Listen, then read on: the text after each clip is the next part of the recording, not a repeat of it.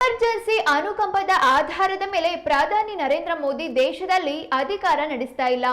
ಪರಿಶ್ರಮದಿಂದ ಅಭಿವೃದ್ಧಿಯಿಂದ ದೇಶವನ್ನ ಸದೃಢವಾಗಿ ಮುನ್ನಡೆಸ್ತಾ ಇದ್ದಾರೆ. ರಾಹುಲ್ ಗಾಂಧಿ ಅವರು ಚುನಾವಣಾ ಆಯೋಗವನ್ನ ಬಿಜೆಪಿ ದುರುಪಯೋಗ ಪಡಿಸಿಕೊಂಡಿದೆ ಎಂದು ಆರೋಪ ಮಾಡಿದ್ದಾರೆ. ಇದಕ್ಕೆ ರಾಜ್ಯದಲ್ಲಿ ಸಿಎಂ ಡಿಸಿಎಂ ಧ್ವನಿಗೂಡಿಸಿದ್ದಾರೆ. ಸೋಲಿನ ಹತಾಶೆಯಿಂದ ಸಂವಿಧಾನಿಕ ಸಂಸ್ಥೆ ಬಗ್ಗೆ ಅನುಮಾನ ವ್ಯಕ್ತಪಡಿಸ್ತಾ ಇದ್ದಾರೆ. ಇದು ಪ್ರಜಾಪ್ರಭುತ್ವ ವಿರೋಧಿ ನಡೆ ಎಂದು ಬಿಜೆಪಿ ರಾಜ್ಯಾಧ್ಯಕ್ಷ ಬಿವೈ ವಿಜಯೇಂದ್ರ ಹೇಳಿದ್ದಾರೆ. ಬೆಂಗಳೂರಿನಲ್ಲಿ ಮಾಧ್ಯಮ ಪ್ರತಿನಿಧಿಗಳ ಜೊತೆ ಮಾತನಾಡಿದ ಅವರು, ಸಿಎಂ ಮತ್ತು ಡಿಸಿಎಂ ಅವರು ರಾಜ್ಯದ ಜನರ ಕ್ಷೇಮ ಕೇಳಬೇಕು. ಚುನಾವಣಾ ಆಯೋಗ ದುರುಪಯೋಗ ಮಾಡಿಕೊಂಡಿದ್ದಾರೆ. ರಾಜ್ಯದಲ್ಲಿ ಕಾಂಗ್ರೆಸ್ ಸರ್ಕಾರ ಹೇಗೆ ಅಧಿಕಾರಕ್ಕೆ ಬರ್ತಾ ಇತ್ತು ಎಂದು ಪ್ರಶ್ನಿಸಿದ್ದಾರೆ. ಅಭಿನಂದನೆಯನ್ನ ನಾನು ಸಲ್ಲಿಸುತ್ತೇನೆ. ರಾಹುಲ್ ಗಾಂಧಿ ಅವರು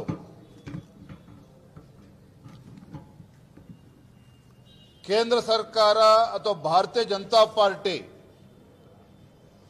ಕಳೆದ ಲೋಕಸಭಾ ಚುನಾವಣೆಯಲ್ಲಿ ಚುನಾವಣಾ ಆಯೋಗವನ್ನ ದುರ್ಬಳಕೆ ಮಾಡಿಕೊಂಡಿದೆ ಅಂತ ಹೇಳಿ ರಾಹುಲ್ ಗಾಂಧಿ ಅವರು ಆರೋಪವನ್ನ ಮಾಡಿದ್ದಾರೆ. ಚುನಾವಣಾ ಆಯೋಗದ ಮೇಲೆ ಆರೋಪವನ್ನು ಮಾಡಿದ್ದಾರೆ.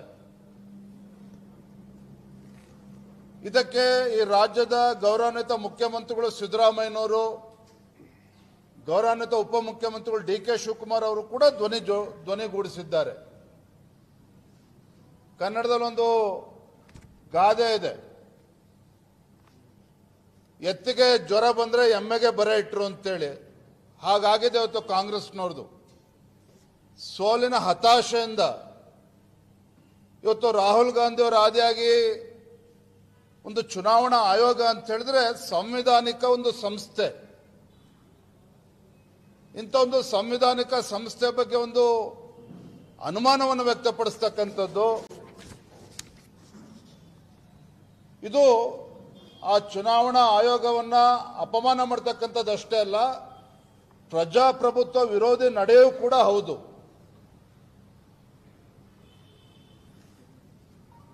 ನಾನಿವತ್ತು ರಾಜ್ಯದ ಮುಖ್ಯಮಂತ್ರಿಗಳು ಕೇಳೋದಕ್ಕೆ ಇಚ್ಛಪಡ್ತೇನೆ.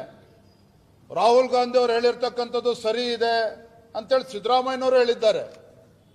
ರಾಹುಲ್ ಗಾಂಧಿ ಅವರು ಹೇಳಿರ್ತಕ್ಕಂಥದ್ದು ಸರಿ ಇದೆ, ಚುನಾವಣಾ ಆಯೋಗ ದುರ್ಬಳಕೆ ಆಗಿದೆ, ಅದಕ್ಕೆ ತನ್ನ ತಮ್ಮ ಡಿ.ಕೆ. ಸುರೇಶ್ ಅವರು ಕೂಡ ಲೋಕಸಭಾ ಚುನಾವಣೆ ಸೋತಿದ್ದಾರೆ ಅಂತೇಳಿ ಡಿ.ಕೆ. ಶಿವಕುಮಾರ್ ಅವರು ಕೂಡ ಹೇಳಿದ್ದಾರೆ. ನಾನು ರಾಜ್ಯದ ಮುಖ್ಯಮಂತ್ರಿಗಳಿಗೆ, ಡಿ.ಕೆ. ಶಿವಕುಮಾರ್ ಅವರಿಗೆ ನಾನು ಇವತ್ತು ಆಗ್ರಹ ಮಾಡ್ತೇನೆ, ರಾಜ್ಯದ ಜನರ ಕ್ಷಮೆನ ಕೇಳಬೇಕು ನೀವು. ಯಾಕೆ ಚುನಾವಣಾ ಆಯೋಗದ ದುರ್ಬಳಕೆನ ಮಾಡಿಕೊಂಡಿದ್ದೇ ಆಗಿದ್ದಿದ್ರೆ ಕಾಂಗ್ರೆಸ್ ಪಕ್ಷ ಇವತ್ತು ರಾಜ್ಯದಲ್ಲಿ ಅಧಿಕಾರಕ್ಕೆ ಬರ್ತಾ ಇತ್ತು 136 ಶಾಸಕರೊಂದಿಗೆ. ಕೇಂದ್ರ ಸರ್ಕಾರ ನರೇಂದ್ರ ಮೋದಿಜಿ ಭಾರತೀಯ ಜನತಾ ಪಾರ್ಟಿ ಚುನಾವಣಾ ಆಯೋಗದ ದುರ್ಬಳಕೆ ಮಾಡಿಕೊಂಡಿದ್ದರೆ ನೀವು ಮುಖ್ಯಮಂತ್ರಿ ಆಗ್ತಿದ್ರೆ ಸಿದ್ದರಾಮಯ್ಯ ಇವತ್ತು ರಾಜ್ಯದಲ್ಲಿ. ಡಿ.ಕೆ. ಶಿವಕುಮಾರ್ ಉಪಮುಖ್ಯಮಂತ್ರಿ ಆಗಿ ಇವತ್ತು ಅಲ್ದಾಡ್ತಾ ಇದ್ರು ಇವತ್ತು ಕರ್ನಾಟಕ ರಾಜ್ಯದಲ್ಲಿ. ಇತ್ತೀಚೆಗೆ 3 ವಿಧಾನಸಭಾ ಉಪಚುನಾವಣೆಯಲ್ಲೂ ಕೂಡ ಗೆದ್ರಲ್ಲ, ಅವಾಗ ದುರ್ಬಳಕೆ ಆಗ್ಲಿಲ್ವಾ? ಹಾಗಾದ್ರೆ ಚುನಾವಣಾ ಆಯೋಗದಿಂದ ಅಥವಾ ಭಾರತೀಯ ಜನತಾ ಪಾರ್ಟಿ ಚುನಾವಣಾ ಆಯೋಗವನ್ನ ದುರ್ಬಳಕೆ ಮಾಡಿಕೊಳ್ಳಿಲ್ವಾ ಹಾಗಾದ್ರೆ? ಹಾಗಾಗಿ ರಾಹುಲ್ ಗಾಂಧಿ ಅವರ ಹೇಳಿಕೆ ಇರ್ಬೋದು, ಸಿದ್ದರಾಮಯ್ಯನವರ ಹೇಳಿಕೆ ಇರ್ಬೋದು, ಅಥವಾ ಡಿ.ಕೆ. ಶಿವಕುಮಾರ್ ಅವರ ಹೇಳಿಕೆ, ಇದು ಬಹಳ ಅಪಾಯಕಾರಿಯಾಗಿರ್ತಕ್ಕಂಥ ಬೆಳವಣಿಗೆ. ಕಾಂಗ್ರೆಸ್ ನಾಯಕರ ತುರ್ತು ಪರಿಸ್ಥಿತಿಯ ಏನು ಮೈಂಡ್ ಸೆಟ್ ಇತ್ತು, ಮನಸ್ಥಿತಿ, ಅದು ಇವತ್ತಿಗೂ ಕೂಡ ಬದಲಾವಣೆ ಆಗಿಲ್ಲ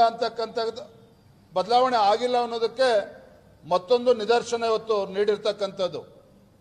ಹಾಗಾಗಿ ಮಾನ್ಯ ಮುಖ್ಯಮಂತ್ರಿಗಳಿಗೆ, ಡಿ.ಕೆ. ಶಿವಕುಮಾರ್ ಅವ್ರನ್ನ ಆಗ್ರಹ ಮಾಡ್ತೇನೆ, ಡಿ.ಕೆ. ಶಿವಕುಮಾರ್ ಅವರು ಕೂಡ ನಾಡಿನ ಜನತೆಯ ಕ್ಷಮೆಯನ್ನ ಕೇಳಬೇಕು, ಮುಖ್ಯಮಂತ್ರಿಗಳು ಕೂಡ ಈ ರಾಜ್ಯದ ಜನರ ಕ್ಷಮೆಯನ್ನ ಕೇಳಬೇಕು. ಈಗಾಗಲೇ ಬಿಹಾರ್ ಮತದಾರರ ಪಟ್ಟಿಯ ಪರಿಷ್ಕರಣೆ ಬಗ್ಗೆ ಈಗಾಗಲೇ ಸುಪ್ರೀಂ ಕೋರ್ಟ್ ಅಲ್ಲಿ ಚರ್ಚೆ ನಡೀತಾ ಇದೆ. ಆಲ್ಟರ್ನೇಟಿವ್ಸ್ ಚರ್ಚೆ ನಡೀತಾ ಇದೆ ಸುಪ್ರೀಂ ಕೋರ್ಟ್ನಲ್ಲಿ. ಇಂಥ ಸಂದರ್ಭದಲ್ಲಿ ಏನಾರ ಹೇಳಿಕೆಗಳನ್ನು ಕೊಡೋದಿದ್ರೆ ಸುಪ್ರೀಂ ಕೋರ್ಟ್ನಲ್ಲಿ ಹೇಳಿಕೆ ಕೊಡಲಿ. ಅದನ್ನ ಬಿಟ್ಬಿಟ್ಟು ಚುನಾವಣಾ ಆಯೋಗವನ್ನ ಪ್ರಶ್ನೆ ಮಾಡ್ತಕ್ಕಂಥದ್ದು, ಅನುಮಾನಾಸ್ಪದವಾಗಿ ನೋಡ್ತಕ್ಕಂಥದ್ದು ಇವ್ರಿಗೆ ಯಾರಿಗೂ ಕೂಡ ಶೋಭೆ ತರುವಂಥದ್ದಲ್ಲ.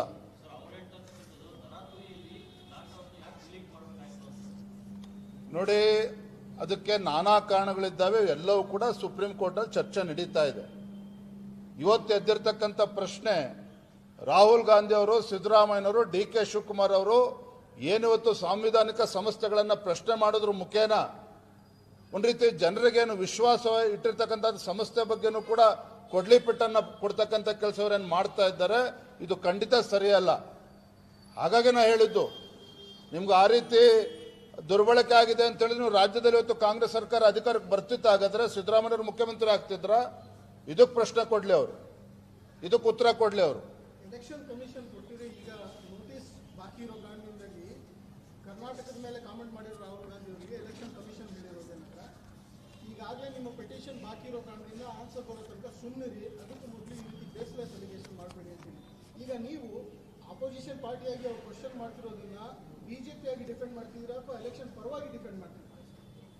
Let me clarify one thing. Today, what Rahul Gandhi has stated about election commission, it's not only insult to the democracy, they are undermining the constitution authority. My direct question to Rahul Gandhi as well as Siddaramaiah, Chief Minister of the state, and D.K. Shivakumar, if election commission has been exploited by Bharatiya Janata Party and Narendra Modi ji, how did Congress come to power here in Karnataka? How did they manage to win 136 MLAs? And how did Congress won 3 assembly by-elections in Karnataka? If at all, if the allegation is true, BJP should have been in power in Karnataka. So, I demand Chief Minister Siddaramaiah as well as D.K. Shivakumar, they should seek the apology of Karnataka voters. It's an insult to the people of Karnataka. I demand apology from Chief Minister as well as D.K. Shivakumar. Thank you. Sir, they are questioning